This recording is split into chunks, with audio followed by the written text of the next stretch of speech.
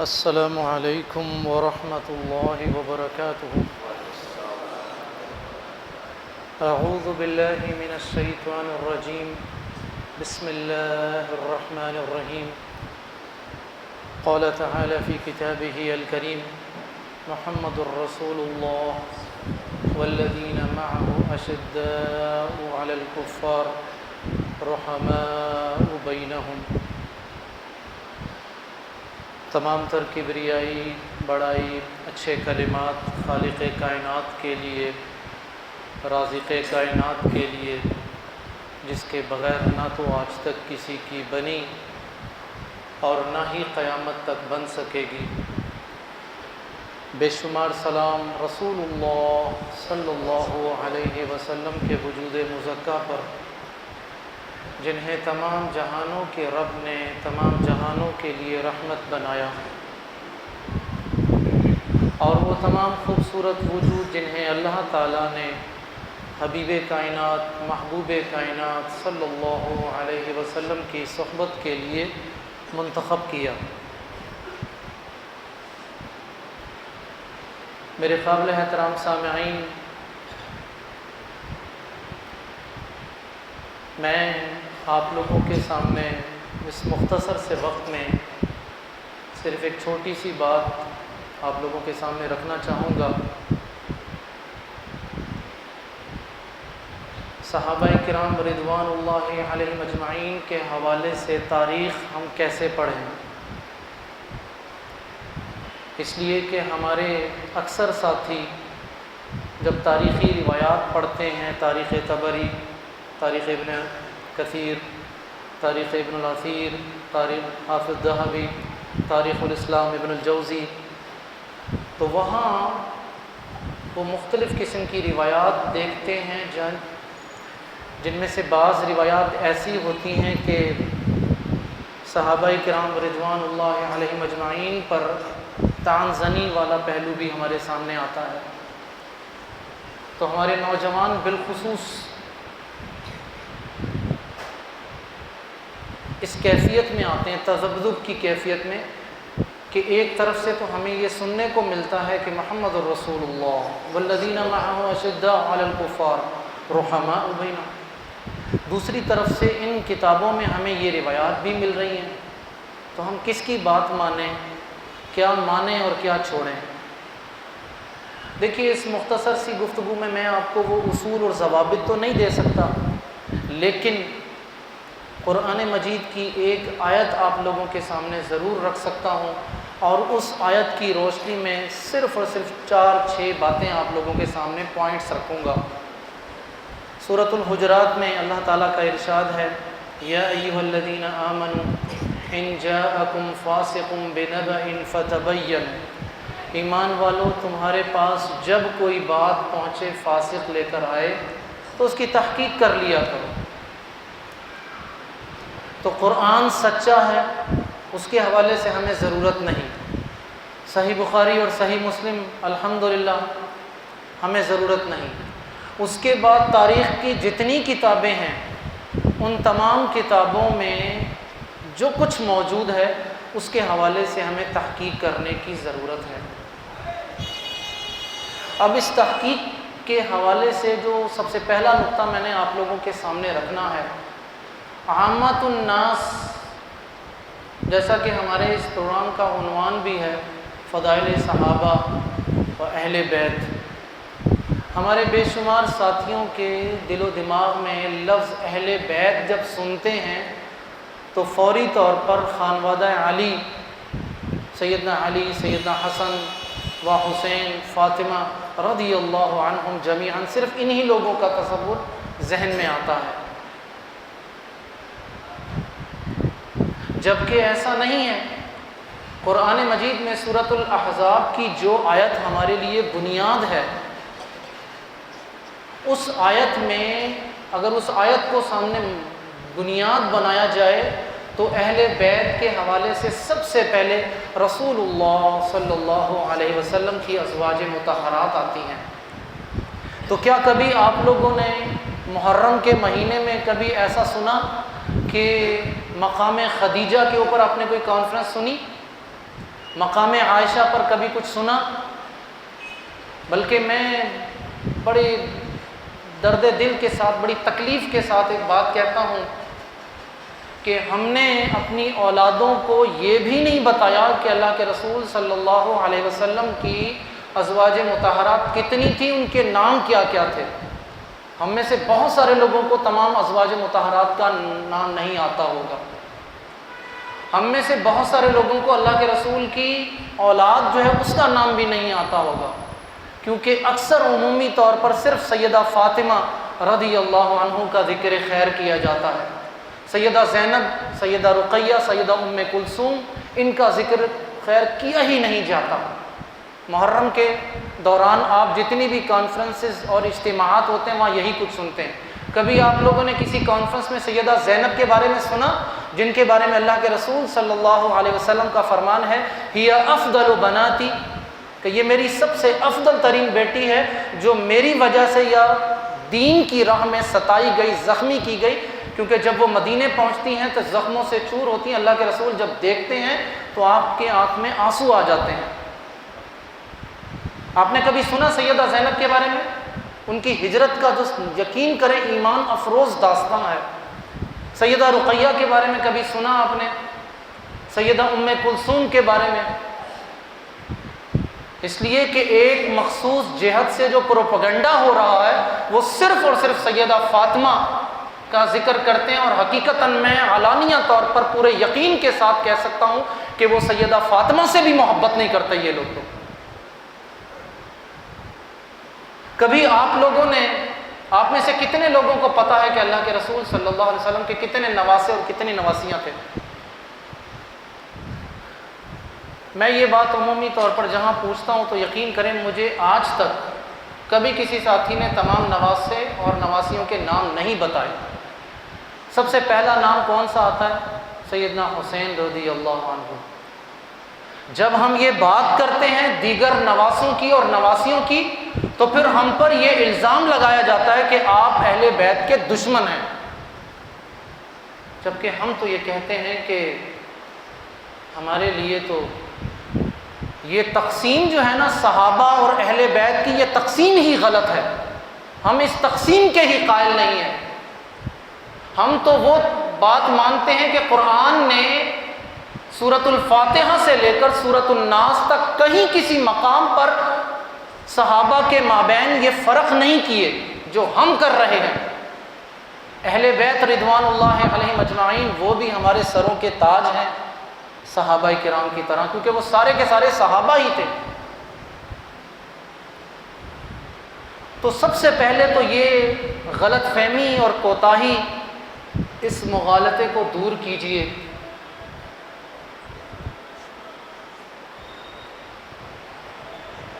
کہ جب آپ لوگ اہل بیت کا نام سنیں تو آپ کے ذہن میں رسول اللہ صلی اللہ علیہ وسلم کی تمام ازواج مطہرات کا ذکر خیر ہونا چاہیے۔ سیدہ خدیجہ، سیدہ سودا، سیدہ عائشہ، سیدہ زینب، سیدہ ام سلمہ، سیدہ ام حبیبہ، سیدہ جویریہ، یہ تمام امہات المومنین کے نام آپ کو معلوم ہونے چاہیے۔ اولاد رسول کے حوالے سے بھی 3 بیٹے اور 4 بیٹیوں کے نام آپ کو معلوم ہونے چاہیے۔ نواسے صرف 2 نہیں تھے، اور یہاں تو یہ بات ہے کہ سیدنا حسن کا ذکر بھی نہیں کیا جاتا، اس لیے کہ نعوذ باللہ ان کے نزدیک، ہم تو نہیں کہتے، ہمارے لیے تو یہ فخر کی بات ہے، کیونکہ حبیب کائنات محبوب کائنات صلی اللہ علیہ وسلم اپنے اس نواسے کے بارے میں یہ ارشاد فرما کر گئے تھے کہ میرا یہ بیٹا مسلمانوں کی 2 عظیم جماعتوں میں صلح کروائے گا۔ ان کے نزدیک سیدنا حسن کا یہ فعل جرم بن گیا، نتیجتاً یہ سیدنا حسن کا بھی ذکر خیر نہیں کرتے۔ آپ دیکھ لیجئے کہ ان کی امامت کے جو سلسلے چل رہے ہیں وہ سیدنا حسین کی نسل سے ہیں، سیدنا حسن سے نہیں چلتا۔ سیدنا حسن رضی اللہ عنہ کو تو نعوذ باللہ، استغفر اللہ من ذالک، استغفر اللہ من ذالک کہتے ہیں، یا مذل المؤمنین، اے مومنوں کو ذلیل کرنے والے۔ میں اس لیے کہتا ہوں کہ یہ خانوادہ علی کے ساتھ محبت کرنے والے لوگ نہیں ہیں، یہ لوگ یہ حب علی کی آڑ میں بہت کچھ کر رہے ہیں، یہ دشمنان ہیں یہ لوگ۔ تو سب سے پہلے تو یہ تقسیم ختم کیجئے، اہل بیت تمام کے تمام صحابہ ہیں رضوان اللہ علیہم اجمعین، ہمارے لیے جتنے محترم بطور صحابی سیدنا ابو بکر صدیق، اتنے ہی محترم سیدنا عمر فاروق، اتنے ہی محترم سیدنا عثمان غنی، اتنے ہی محترم سیدنا علی، اتنے ہی محترم سیدنا حسن، اتنے ہی محترم سیدنا معاویہ، اتنے ہی محترم سیدنا حسین، اتنے ہی محترم تمام صحابہ۔ یہ سب سے پہلی چیز یہ ذہن میں رکھ لیجئے۔ دوسری بات آئیے تاریخ۔ بہت سارے تاریخ کے رویے ہیں جو ہمیں بڑے پریشان کرتے ہیں۔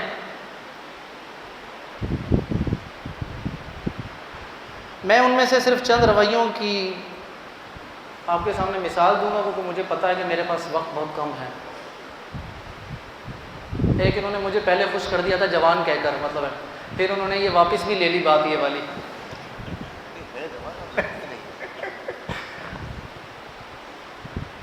میرے قابل احترام سامعین، عافاکم اللہ من کل شر وسوء ومکروہ، اللہ تعالیٰ آپ سب کو اپنی عافیت عطا کرے، صحت والی زندگی عطا کرے، ایمان والی زندگی عطا کرے، اور ایمان پر ہی خاتمہ عطا کرے۔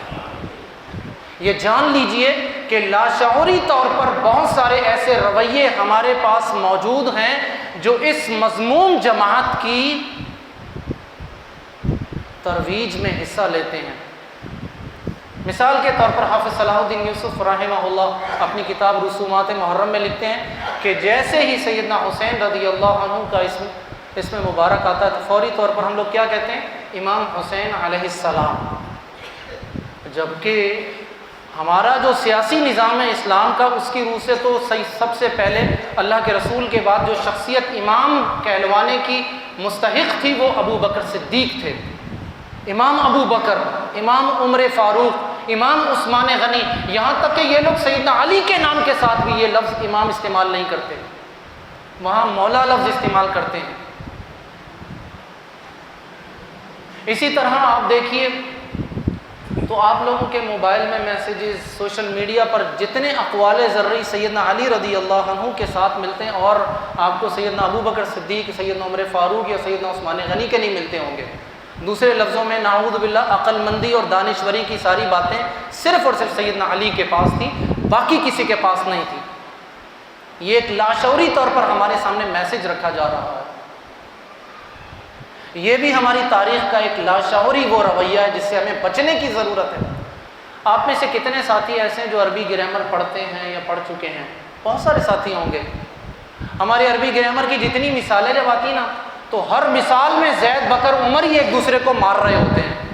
ضرب زید بکرا، بھائی زید نے بکر کو مارا۔ کبھی آپ نے ایسی مثالیں پڑھی کہ حسن، حسین، خالد یا کسی اور صحابہ کے نام پڑھتے ہیں کبھی آپ؟ ہماری نحو صرف کی ساری کتابوں میں زید، بکر، عمر ہی ایک دوسرے کو مارتے ہوئے نظر آتے ہیں۔ یہ لاشعوری ہمارے پاس موجود ہے وہ رویہ جس سے ہمیں بچنے کی ضرورت ہے۔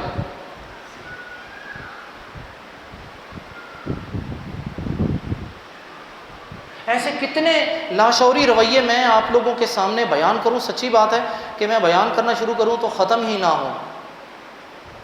ایک بات میں آپ لوگوں کے سامنے اور رکھوں گا اور اس کے بعد میں پھر آپ لوگوں سے اجازت چاہوں گا۔